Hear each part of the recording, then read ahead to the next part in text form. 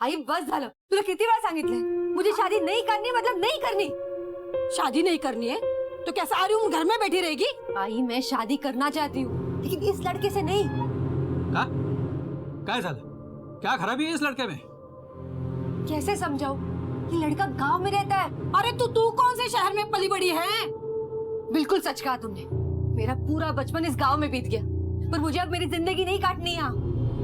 आई बाबा, मैं शहर जाना चाहती हूँ, मुंबई जैसे शहर। मैं बहुत सारा पैसा कमाना चाहती हूँ, वहाँ मेरा घर होगा। मैं शहर में रहना चाहती हूँ। मैं उसके लिए कुछ भी कर सकती हूँ। सरिता भानावर, ये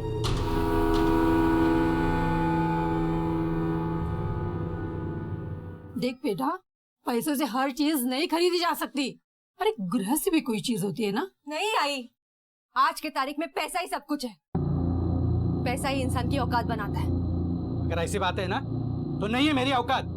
अरे नहीं है मेरी औकात तेरे लिए शहर से कोई ना बड़ा अमीर लड़का ढूंढ के लाने के लिए। लेकिन बाबा मेरी बात तो सुनिए। बस बहुत हो चुका है। अरे लड़के वालों को शगुन तक दे चुके हैं हम लोग। अगर फिर भी तुझे ये रिश्ता पसंद नहीं है ना तो हमारे लिए थोड़ा सा जहर लेके आ। बाबा जहर विष, जहर खा के मर जाते, फिर तेरे दिल में जो आना है ना वो कर। तो तुम्ही कुठे चाललात? अहो,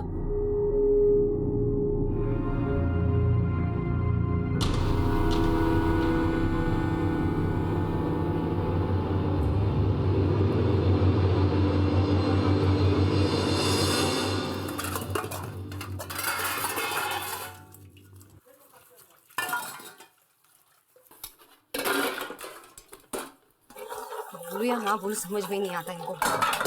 से समझो, ऐसे ही दिन काटने पड़ेंगे मुझे। काय झालं सरिता? क्यों इतना शोर मचा रही हो? तो और क्या करूं?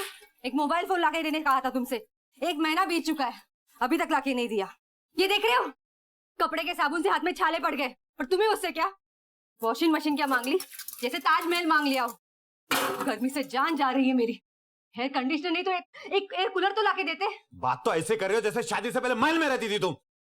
नहीं ना, इसलिए तो तुमसे उम्मीदें थी, पर तुम्हें उससे क्या? मुझे क्या पता था कि गले में ऐसा निकम्मा इंसान पड़ेगा। देखो सरिता, चिल्लाओ मत, ऊंची आवाज में बात करने की औकात नहीं है तुम्हारी।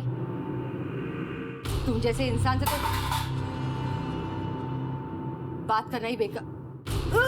काय झालं? सरिता, सरिता,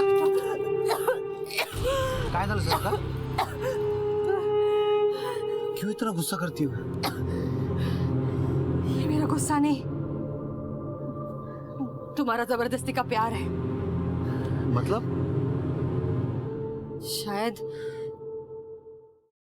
शायद मैं पेट से हूँ। अरे ये तो खुशी की बात है। हाँ? मी बाबा होणार आहे, मला मुलगा होणार आहे सरिता। मी खूप खुश आहे। चुप रहो, इस खुशी के साथ साथ जिम्मेदारी भी आएगी। उसका क्या करोगे? सरिता तू टेंशन नको, मी आहे ना। अरे तुम हो ना, इसीलिए तो। सरिता, सरिता, अरे माझ्या सोना, अरे सोना राजा, अरे कोणावर गेला रे तू? आईवर की बाबावर? अरे वा, अरे वा, इकडे अरे मजा। काय झालं सरिता? क्या सोच रही हो? देखो, भगवान ने हमारा रिश्ता सुधारने के लिए एक वजह दी है कि हम प्यार से नहीं रह सकते। मुझे हमारा रिश्ता सुधारने में कोई दिलचस्पी नहीं है। मेरे साथ जो हुआ वो हुआ।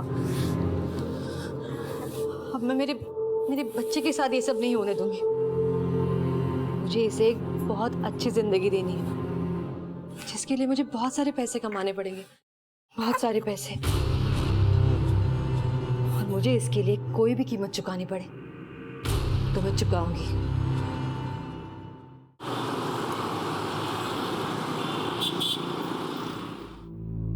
ये देखिए, एकदम नई चीज है। अरे भाई जल्दी देना, पेपर्स, टाइम नहीं है मेरे पास। काय साहेब तुम्ही पण यार, ये ऐसे बोनी के टाइम पे कोई एन्क्वायरी करने आ जाता है क्या? ते साहेब सरकारी नोकरी आहे आमची, कॉर्पोरेशनचं काम आहे। हाँ, तुमची नौकरी थी नौकरी, और हमारा काम उसका क्या? ये देखिए, क्या चाहिए आपको? और बोलिए। ये अच्छा, ये दुकान मालिक का नाम? सरिता मोरे। सरिता मोरे। और तुम कौन हो? जी, राजा मोरे। अच्छा, उनका आईडी प्रूफ चाहिए। वो नहीं अभी इधर। अरे नहीं मतलब क्या चाहिए मेरे को? राजा,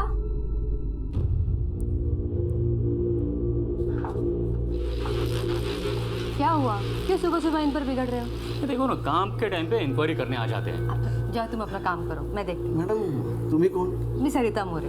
मैडम आपका आईडी प्रूफ चाहिए। ओह, एक मिनट। ये आईडी प्रूफ। अरे वाह मैडम, आपकी फोटो बहुत अच्छी है। Thank you so much. सभी पेपर्स तो मुझे मिल गए, हाँ, लेकिन एक बात पूछना मैं भूल गया। पूछिए ना। कब से शुरू हुई है दुकान? बस यही कोई 4-5 साल पहले। अरे आपको चाय पानी लेंगे? बैठे ना थोड़ी देर यहाँ। अरे नहीं मैडम, शुक्रिया। फिर कभी आऊंगा। जरूर। थैंक यू, थैंक यू, नमस्ते। Thank you. नमस्ते, नमस्ते।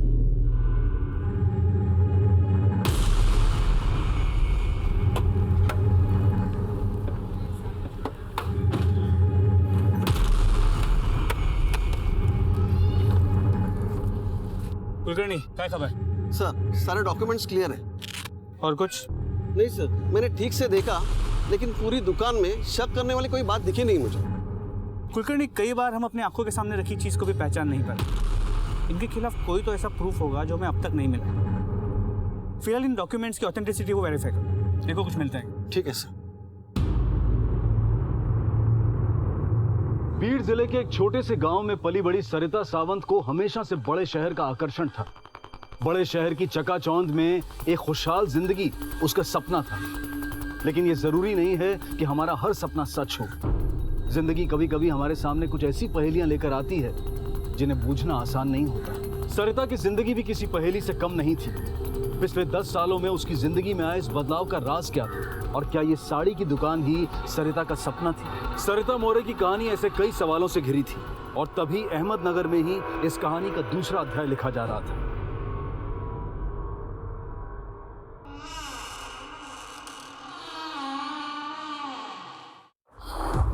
नहीं नहीं नहीं नहीं नहीं नहीं, प्लीज प्लीज प्लीज मुझे मुझे मेरे हाल पे छोड़ दो। मैं ये काम नहीं करूंगी। प्लीज प्लीज प्लीज प्लीज नहीं नहीं।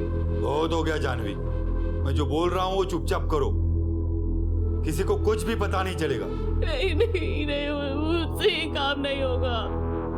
मुझसे पाप बंद कराओ प्लीज।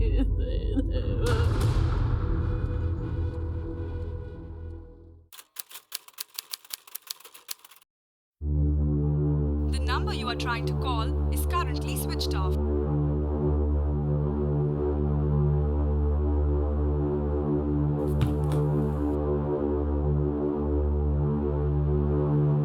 तुझे अभी भी उम्मीद है क्या? इसी उम्मीद के सहारे तो जिंदा हूँ माँ। लेकिन बेटा, इस छोटी उम्मीद पर कब तक जिंदा रहेगी तू? कभी ना कभी तो सच्चाई का सामना करना ही पड़ेगा ना। अगं कशाला समजवते तिला? वाटेल ते करू दे तिला। करो, तुम्हारी जो मर्जी आहे करो। देख, ये सब मैं सही नहीं सकता। मैं जहर पीकर अपने आप को खत्म ही कर देता हूँ। बाबा नहीं। हाँ अरे बाबा नहीं बाबा। आई शपथ सांगतो, मला जगायची इच्छाच नाहीये। छोड़ो इसे। सुचित्रा, क्या करेगा जी के? मैं नहीं जीना चाहता हूँ। मैं बाबा काय बोलते तुम्ही? मेरी बात मानो। क्यों मानू तेरी बात? तू मानती है मेरी बात? जा, तुझे जो करना है वो कर ले। मैं ये सब देख नहीं सकता, मुझे मरने दे। आप जो बोलोगे मैं आपकी बात मानूंगी। जो बोलोगे वही करूंगी, कुछ नहीं पूछूंगी। ये सब मत करो प्लीज। देखो बेटा, मैं समझता हूँ तू किस दर्द से गुजर रही है, मुझे एहसास है। मगर बेटा, मैं जो कुछ भी कर रहा हूँ तेरी भलाई के लिए कर रहा हूँ। अगर तुझ्या भल्यासाठीच सगळं करतोय ना ग।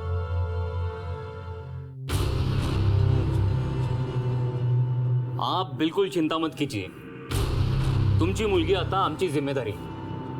हाँ, पर उसे कुछ होगा तो नहीं ना? अरे काका, क्यों टेंशन लेते हो आप? हाँ, उसके साथ कुछ गलत नहीं होगा। हाँ, लेकिन मामला थोड़ा पेचीदा है, इसलिए किसी को कानों कान खबर नहीं होनी चाहिए। समझ गए ना आप? हाँ हाँ। एक काम करिए, 6,000 रुपये जमा कर दीजिए बस।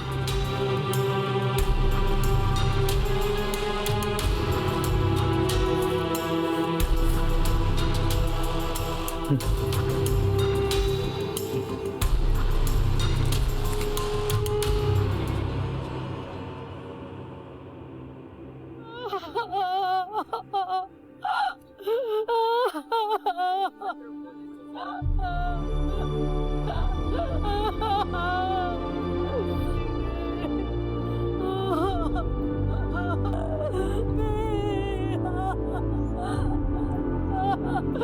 माझी सोनू केली. सत्य है, सत्य है. राम नाम, राम नाम, राम नाम, राम नाम, राम नाम, राम नाम, राम नाम, राम नाम, राम नाम, राम नाम, राम नाम, राम नाम, राम नाम. हेलो.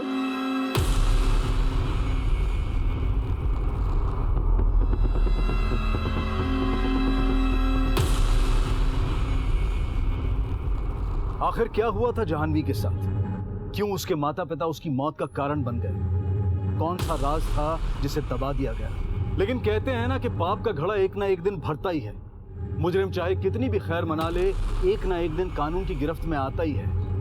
इस कहानी में अभी कई मोड़ आने बाकी थे, कई सनसनीखेज खुलासे होने बाकी थे, नए किरदार जुड़ने बाकी थे. काय ग, अजून चपात्याच करतेस? बाकीची कामं कधी करणार आहेस? झालं आणते. झालं आणते. चपात्या घेऊन ये बाहेर. हो.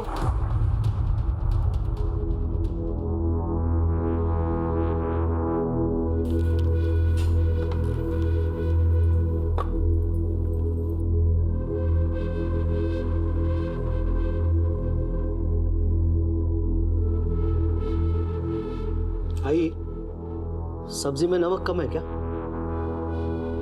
जेवणात लक्ष कुठे असतं हिचं? खाने में नमक कहाँ से होगा?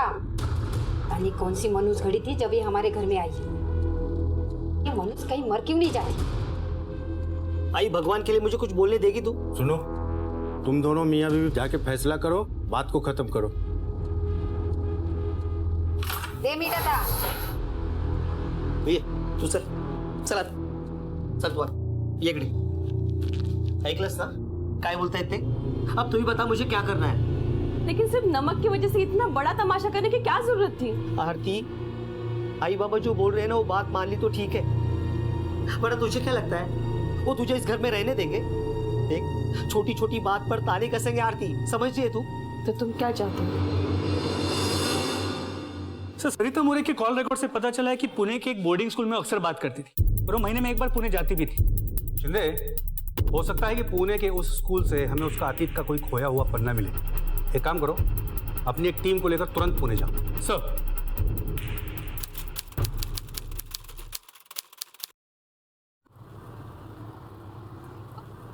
अहो, कुठे चाललोय आपण? तू चल तर.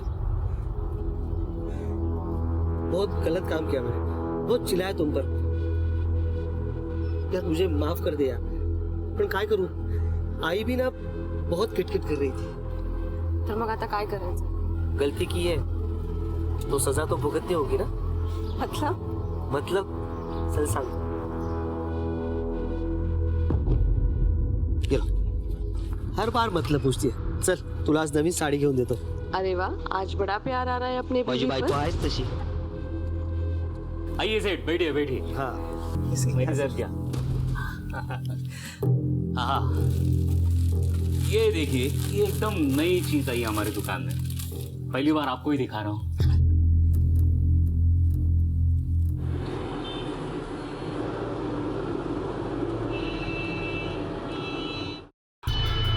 यस ऑफिसर, इस लेडी को मैं पर्सनली जानता हूँ. इनका बेटा हमारे स्कूल में ही पढ़ता है, लेकिन आपको इनका नाम किसी ने गलत बताया. गलत नाम मतलब? हमारे रिकॉर्ड्स के मुताबिक इनका नाम सरिता मोरे नहीं, सरिता द्योले. अक्सर यहाँ आती है. क्या इनका कोई क्रिमिनल रिकॉर्ड है? यही ढूंढने के लिए तो हम यहाँ आए हैं. रोहन के फादर का नाम और कॉन्टैक्ट नंबर आपके रिकॉर्ड्स में तो होगा ना? जी हाँ, आपको हमारे ऑफिस से मिल जाएगा. एक और बात, मुझे रोहन से मिलना है. देखिए ऑफिसर, एक्चुअली सब आप बच्चे की चिंता मत कीजिए. I handle the situation, please. Yes sir. Rohan Deole class 7 से जो है उसको यहाँ लेके आओ. Okay sir. Thank you. Rohan हे तुझ्यासाठी. मी तुझ्या वडिलांचा ना खूप जुना फ्रेंड, त्यांच्या शाळेचा फ्रेंड. सच? 100%. मुझे तुम्हारे पापा को मिलना है. वो आजकल रहते कहाँ हैं? वो हमारे गांव में रहते हैं, कुलगांव. कुलगांव? लेकिन तुम्हारी माँ तो अहमदनगर में रहती है ना? हाँ, जब मैं छोटा था ना तब मेरी मम्मा ने मुझे कहा था कि पापा उनसे बहुत फाइट करते, इसलिए मेरी मम्मा उनसे अलग रहती है। अच्छा, तुम्हें तुम्हारे पापा अच्छे लगते हैं? मुझे दोनों भी अच्छे लगते हैं। तो मैं अब जब पापा से मिलूंगा ना, उनसे कहूँगा कि मम्मा से फाइट ना करें, ठीक है? थैंक यू बेटा। You can go now. Yes sir.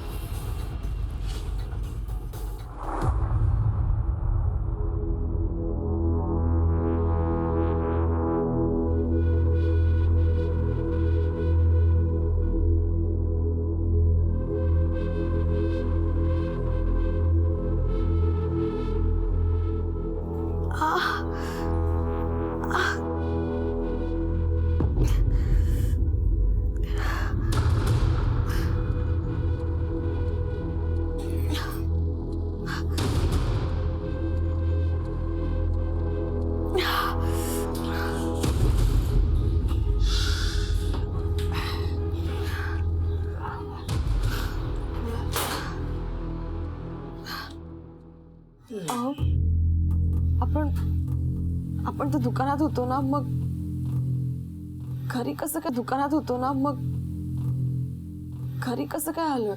मी घेऊन आलो तुला घरी. क्या हुआ था मुझे? बस इकडे जरा मागे हो, जरा टेकून बस. कुछ हंसला? साड़ियाँ देखते देखते तुम्हें चक्कर आने लगा. वो अच्छा हुआ मैं वहां था, नहीं तो वही गिर जाती. मग तुला मी रिक्षात टाकलं आणि घरी घेऊन आलो. काय झालं होतं मला? अगं सांगितलं ना, डॉक्टर आए थे, उन्होंने कहा था कि थकान की वजह से ऐसे हुआ. कौन से डॉक्टर? ते आपले जोशी डॉक्टर जे नेहमी येतात ते. हाँ, तू आराम कर. लेकिन वो तो यहाँ पे नहीं है, वो तो मुंबई गए है ना. हे बघा, जे काय असेल ना ते प्लीज खरं खरं सांगा. मेरा मेरा मेरा सर इतना क्यों भारी है आणि पोटात पण खूप दुखतंय माझ्या. हो माहिती आहे मला. बघ ते जोशी डॉक्टर त्यांच्याकडे पाटील आहे ना, तो आला होता. हाँ, काळजी घे. हाँ, चल. पाटिल? लेकिन उनके यहाँ पे कोई पाटिल वाटिल काम नहीं करता. इसका मतलब आप मुझसे कुछ छुपा रहे हो, है ना? तुझा माझ्यावर विश्वास नहीं है का? तेरे से तो बात करना ही फिजूल है.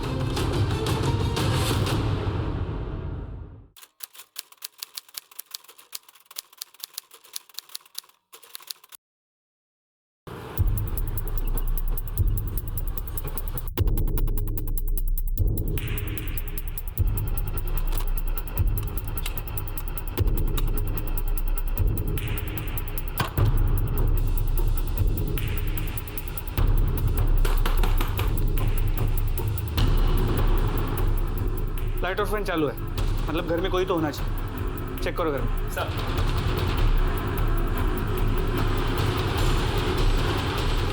सर.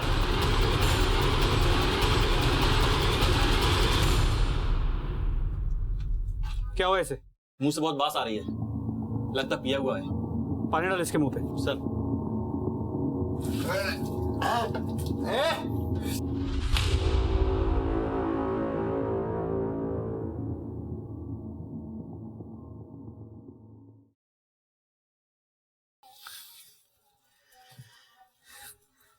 मेरी नई नई शादी हुई थी साहब.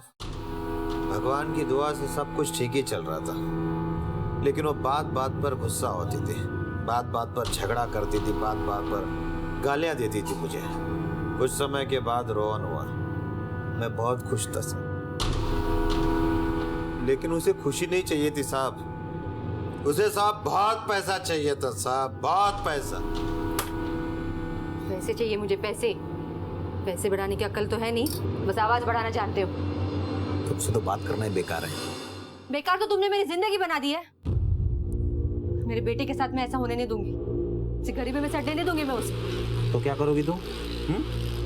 एवढी जाकड असेल ना, जा बाहेर आणि कम पैसे कमवून दाखव. तुम्हारे सलाह की जरूरत नहीं है मुझे, मैं मेरा देख लूंगी. वैसे भी एक नौकरी देख ली है मैंने. कुठे? हॉस्पिटल में, Shri Ambe private hospital. Nurse का काम है. 7,000 रुपए पगार है। लेकिन तुमने तो नर्सिंग का कोर्स भी नहीं किया ना। इतने सर चुकता तुम्ही। मैंने नर्सिंग का कोर्स नहीं किया ये आप जानते हैं, और वो डॉक्टर तो नहीं जानता। क्यों? तोंड काय बघताय, जेवा लवकर। नर्सिंग का कोर्स किया है? जी सर। कितने साल पहले? 2 साल पहले। अब कहाँ काम करती हो? साहब वो पिछले साल मेरे को बच्चा हुआ था तो काम छोड़ रखा था।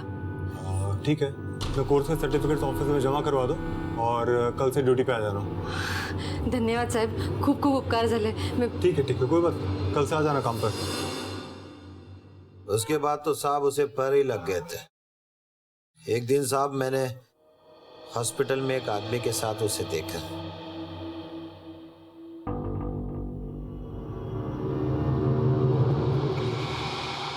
वैसे हाथ बहुत पसंद आया तुम्हारा। म्हणजे? इंजेक्शन देती हो तो पता ही नहीं चलता। पता कैसे चलेगा, ध्यान तो कहीं और रहता है तुम्हारा। पता है तुम्हें? हाँ, सब पता है मुझे। कहाँ देखते हो, क्या सोचते हो, सब। वैसे ये मीठी मीठी बातें करने के अलावा और काम क्या करते हैं आप? बस एक छोटा मोटा रियल एस्टेट का कामकाज है। भगवान की दया से गरीब का पेट भर जाता है। भगवान आप जैसा गरीब सबको बनाए। आराम कीजिए। क्या कर रहे हैं आप?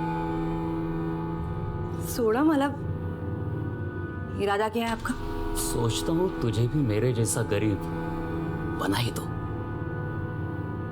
अच्छा, तो बना ही दीजिए।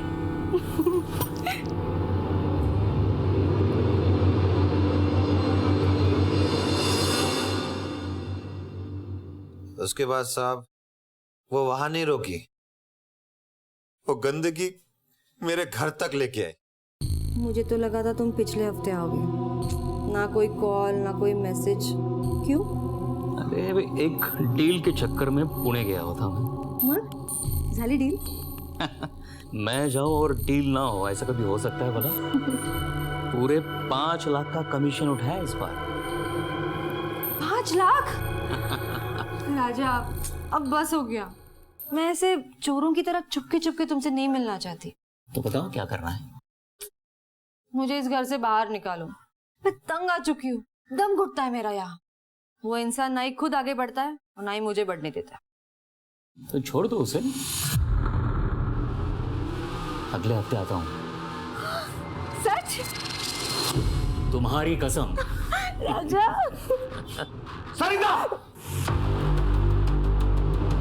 तो यह है तुम्हारे पैसे कमाने का धंधा? और तुम्हें? हाँ? संतोष, संतोष क्या कर रहे? तेरी हिम्मत कैसे? संतोष, छोड़ो इसे। पहले मुझे शक था लेकिन अब यकीन हो गया कि इसी के साथ तेरा चक्कर चल रहा है। अपना बोरिया बिस्तर बांध और निकल मेरे घर से। और दोबारा तुम्हारी ये मनुष्य सूरत मुझे मत दिखाना। देख,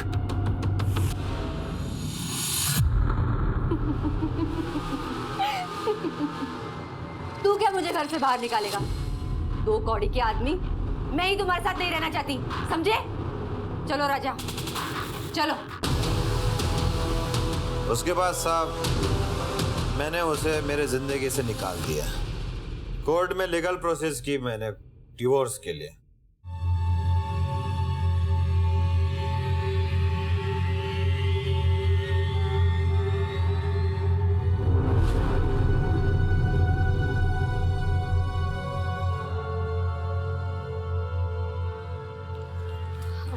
मैडम, साहब कुठे?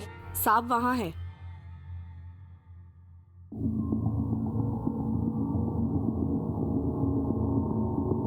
साहेब, साहेब मला एक कंप्लेंट करायची। कसली कंप्लेंट? साहेब मेरे साथ कुछ गलत हुआ है। गलत हुआ? मतलब?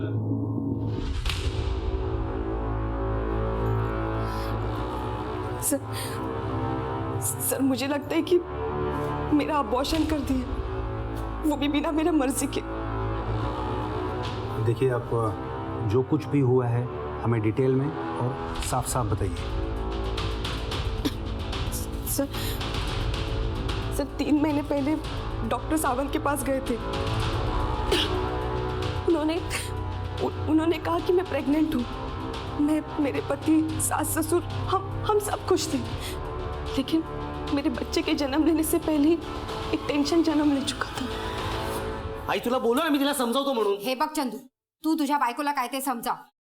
अगर इसने बच्ची को जन्म दिया ना तो इसे इसके बाप से 5 लाख रुपया लाने को बोल, वरना इसे और इसकी बेटी को घर से बाहर निकाल दूंगी मैं। लेकिन आई, मेरे बाबा इतने सारे पैसे कहाँ से लाएंगे? आधीच त्यांनी तुम्हाला 2 लाख रुपए दिले आहेत ना मग? बघ चंदू बघ, कैसी गिनती कर रही है।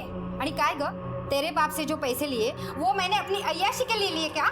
तेरे पति के काम धंधे के लिए लिए, समझी तू? जबान लड़ाती है। आई तू शांत रहा, मैं तेरा समझाता हूँ। देख आरती, अगर बच्ची पैदा करेंगे तो उसके शादी का, उसके दहेज का पैसा कहाँ से लाएंगे हम लोग? अरे पहले उसे जन्म तो लेने दो। जन्म लेने के बाद क्या होगा? वो कुछ नहीं, अब ज्यादा दिमाग चलाने की जरूरत है नहीं। मैंने सब सोच लिया, सब पता कर लिया। म्हणजे? राजकोट में मेरा एक दोस्त है, जिससे हमें पता चलेगा बेटा है या बेटी। एक छोटा सा टेस्ट होगा, अगर बेटी होगी तो गिरा देंगे, बात खत्म। फिर अगले हफ्ते मेरे पति मुझे राजकोट लेकर चले गए। वहाँ पे एक छोटे से क्लिनिक में मेरा टेस्ट करवाया गया।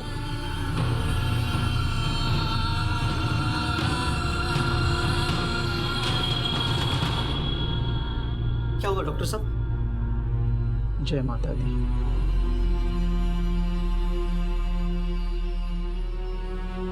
सर, मेरे पति और सास को लड़की नहीं चाहिए थी। लोगों ने उस वजह से मेरी जिंदगी का तमाशा बना के रख दिया था। और तो और उन लोगों ने मुझे बिना बताए मेरा अबॉर्शन करवाया। उस वजह से मेरी तबीयत बहुत खराब होती चली गई। मुझे इन्फेक्शन भी हो गया, और उसके बाद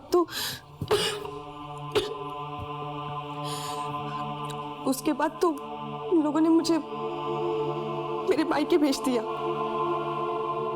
आणि आता तर काय, माझ्या नवऱ्याने दुसरं पण लग्न केलं। सर, ये मेरे रिपोर्ट्स जिंदगी बर्बाद करून टाकली होती त्यांनी माझी। और कहाँ हुआ था ये अबॉर्शन?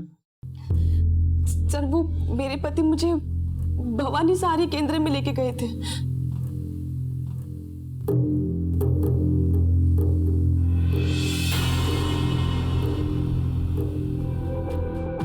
और फिर उसके बाद क्या हुआ मुझे नहीं पता। सर, आरती के मुताबिक वो 4 महीने प्रेग्नेंट थी।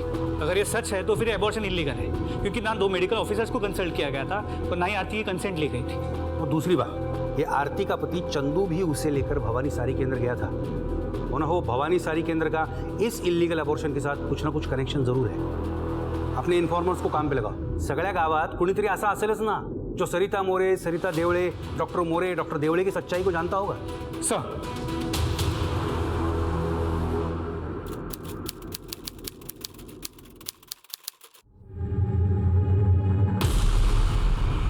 अरे भाई सुनो, क्या हो रहा है?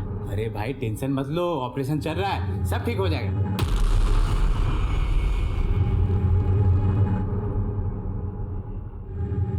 मैडम, क्या हुआ है?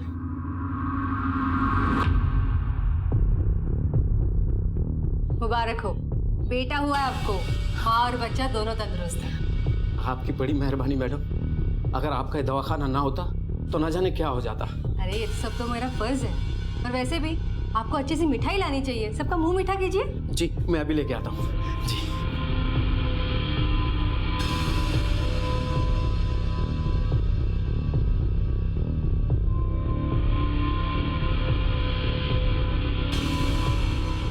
ये क्या ताई, आपने वापस पान तंबाकू खाया? मैंने आपसे कहा था ना, पान तंबाकू बिल्कुल बंद। अगली बार से अगर से पान तंबाकू खाया ना आपने तो इतना बड़ा इंजेक्शन दे दूंगी आपको, समझ गई? डॉक्टरनी मैडम, मुंह मीठा कीजिए। अरे दिनकर आओ, किस लिए? हमारे बेटे का रिजल्ट है, फर्स्ट क्लास से पास हुआ मेरा बेटा। अरे वाह, बहुत बहुत बधाई हो। पूरा लीजिए। नहीं नहीं, बस बस। ये सब आपकी वजह से मुमकिन हुआ। उसके परीक्षा के टाइम जब बुखार हुआ था आपने ठीक किया था, तभी ये सब हुआ, नहीं तो नहीं हो पाता। अरे इसमें कौन सी बड़ी बात है, ये तो मेरी ड्यूटी है। सरिता, एमएलए साहब के घर भी जाना है, याद है ना? नहीं हाँ चले? नहीं आप जाइए, मैं 5 मिनट में पेशेंट को देख के आती हूँ।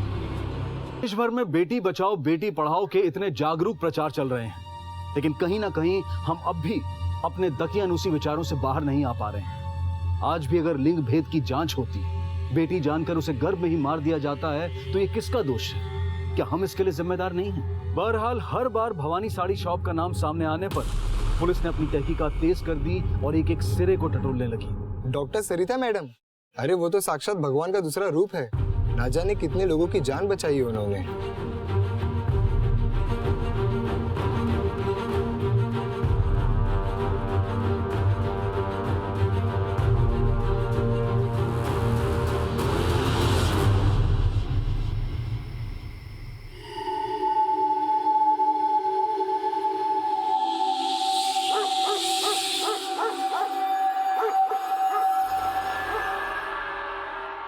सर, हाँ शिंदे, क्या है नई जानकारी?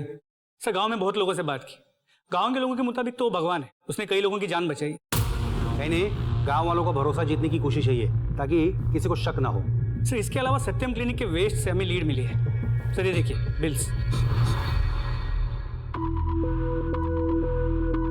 होम साइड डिस्ट्रीब्यूटर के बिल्स है, दवाइयों का डिस्ट्रीब्यूटर है। इसी के यहाँ से सारी दवाई आ रही। लेकिन सर बिल सत्यम क्लिनिक के नाम पे नहीं होते, बल्कि लक्ष्मी मेडिको के नाम पे होता है।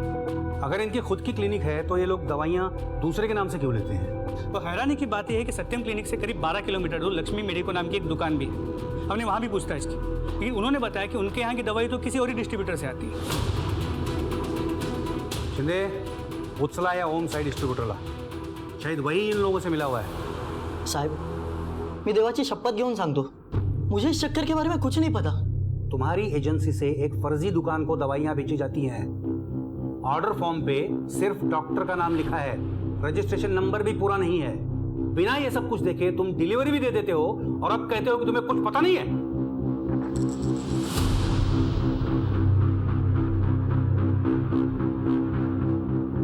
साहब, मुझे पता है कि लक्ष्मी मेडिको नाम की मेडिकल की दुकान है, वहाँ से हमेशा कॉल आता था, लेकिन उन लोग ने हमें कभी डिलीवरी देने ही नहीं दी। वहाँ से हमेशा एक बंदा आकर डिलीवरी लेकर चला जाता था, तो इसमें शक करने की कोई वजह भी नहीं हुई ना साहब।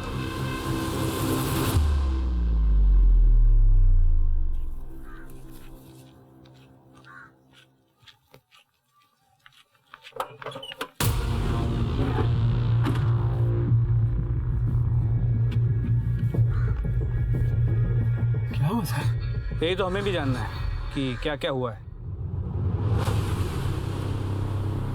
देख यशवंत, तू बाल बच्चे वाला आदमी, अगर कुछ गलत हो गया तो तेरे अस्पताल के मालिक तो बड़े बड़े वकील कर लेंगे, शायद छूट भी जाएंगे। लेकिन तेरा क्या होगा?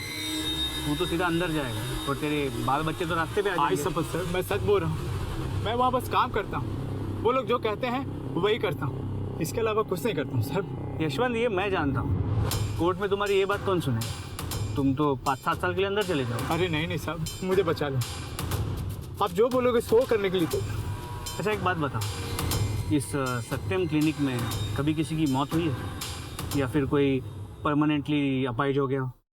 कुछ याद है तुम्हें? कुछ याद है तुम्हें?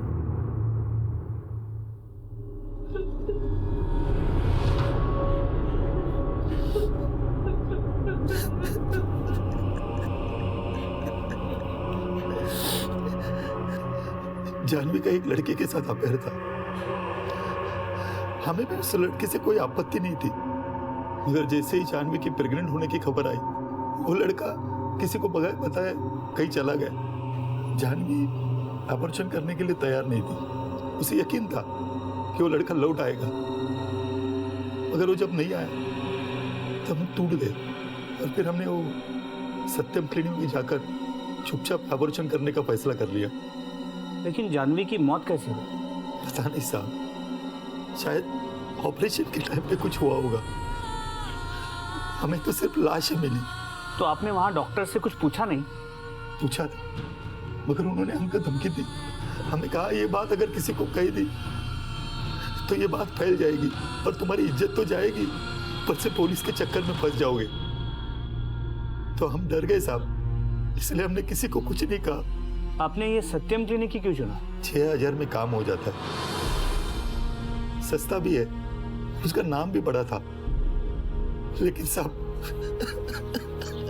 हमें क्या पता था हमारी बेटी। सर, जानवी के माता पिता ने स्टेटमेंट दे दी है। इसके अलावा ये कुछ बर्थ सर्टिफिकेट की कॉपीज है जो हमने कॉर्पोरेशन से मंगाई थी, जो डॉक्टर मोरे ने इशू की, और ये सभी फर्जी है।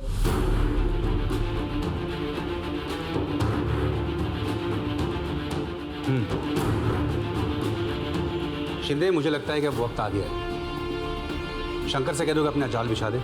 वरात कोणाची काढायची? एक साड़ी की दुकान। और अहमदनगर डिस्ट्रिक्ट के सिविल सर्जन विनय मयेकर को भी इन्फॉर्म कर दो, क्योंकि ऐसे मामलों में उन्हीं की मदद से केस को सुलझाया जा सकता है। सर, वो क्या है ना कि मेरी बीवी का कहना है कि बच्चा गिराना पाप है। ऐसा पाप वगैरह कुछ नहीं होता है, तुम चिंता मत करो, उसे कुछ भी नहीं होगा। बस उसे चेकअप करवाने के बहाने से कल यहाँ ले आना। ठीक आहे सर. साहेब, डॉक्टर मॅडमने भेटून थोडं बोलू शकतो? थोडं तसल्ली करणार आहे ना इसके लिए. अच्छा, चलो. साहेब, काय घबरायचं कारण नाही ना? अरे नहीं नहीं, काय घबरता है तुम्हें? नहीं, तीसरी बार है ना इसका. अरे ऐसा कुछ होता नहीं, हमने कई बार किया है. चल सरिता, ये सुधाकर है. नमस्कार मैडम. बात हो गई इनसे, लेकिन आपके मुंह से सुनना चाहते हैं. मैडम, कोई प्रॉब्लम तो नहीं होगी ना? अरे नहीं नहीं, आप बिल्कुल टेंशन मत लीजिए. देखिए, आप सिर्फ अपने पत्नी को कल सुबह 8 बजे यहाँ लेकर आइए, बाकी आपका पूरा काम हो जाएगा. हेलो साहब, शंकर बोलतोय. हाँ बोल शंकर. साहेब, आधा काम तो हो गया. ठीक है. शिंदे, डॉक्टर मयेकर को इन्फॉर्म कर दो कल सुबह 8 बजे. सर.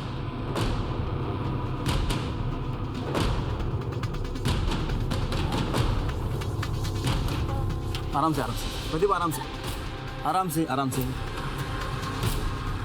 कुछ नहीं होगा प्रदीप, कुछ नहीं.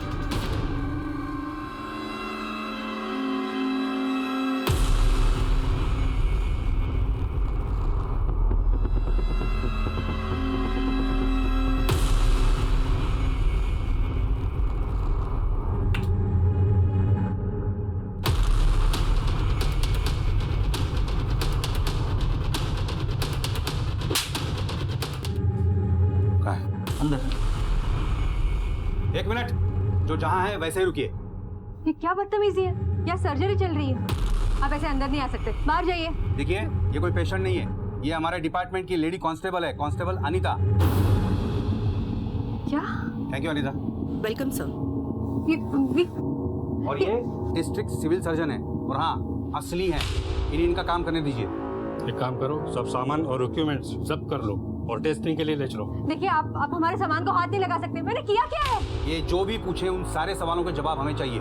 हाँ, क्या मैं आपके मेडिकल डिग्री सर्टिफिकेट देख सकता हूँ? ये लीजिए.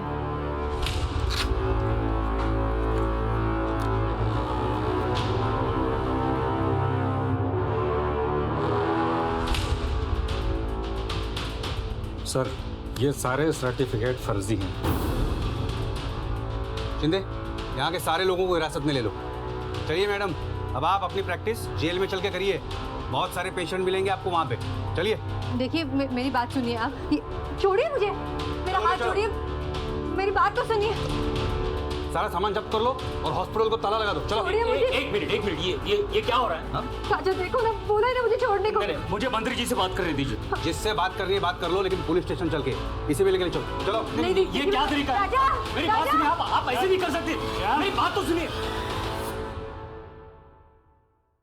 हाँ तो राजा साहब, वाह, शादीशुदा होने के बावजूद दूसरी शादी की तुमने सरिता से. नकली सर्टिफिकेट्स बनवाए, पूनम नगरी पतपेड़ी के अकाउंट में 40 लाख रुपए जमा करवाए. गैर कानूनी काम के सड़क पे बहुत आगे निकल गए थे तुम, लेकिन ये भूल गए कि पाप का घड़ा एक ना एक दिन भरता ही है. साहब हमारे ख्याल मिलते थे, हम दोनों में ही आगे बढ़ने की आग थी और हम अपनी अपनी शादीशुदा जिंदगी से खुश नहीं थे। एक साथ हो गए, मेरी मेहनत और इसका दिमाग। वाकई बहुत मेहनत की तुमने, अब वक्त आ गया है उस मेहनत के फल खाने का। मुझे कबूल है कि मैंने बिना डिग्री के प्रैक्टिस की। उसके पहले मैं जिस अस्पताल में नर्स थी वहाँ मैंने ये सारा काम किया था। बस पैसा और नाम डॉक्टरों को मिलता था, लेकिन मैंने पूरी ईमानदारी से ये सारा काम सीख लिया था। फिर मैंने अपना काम शुरू किया, एक तजुर्बेकार दाई को अपने साथ ले लिया।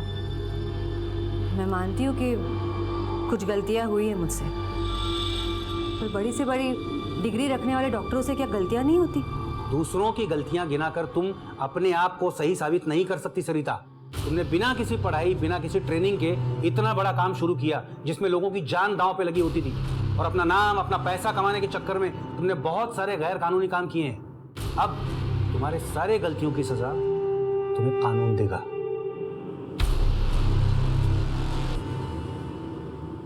ये जरूरी नहीं है कि हर डॉक्टर फर्जी हो, लेकिन जब सवाल हमारी जिंदगी से जुड़ा हो तो सावधानी बरतना और जानकारी हासिल करना हमारा हक है, जिसे हम अक्सर अनदेखा कर देते हैं। और इसी का फायदा उठाते हैं सरिता और राजा जैसे लोग, और कई मासूम जिंदगियां इस दुनिया में आने से पहले ही खत्म कर दी जाती हैं। सिर्फ पहनावे और रहन सहन में बदलाव लाने से कुछ नहीं होगा, अपनी पिछड़ी हुई मानसिकता और सोच से बाहर आना जरूरी है। इसी विचार के साथ अब मैं अनूप सोनी आपसे विदा लेता हूं। फिर मुलाकात होगी अगले एपिसोड में एक और चौंका देने वाले केस के साथ।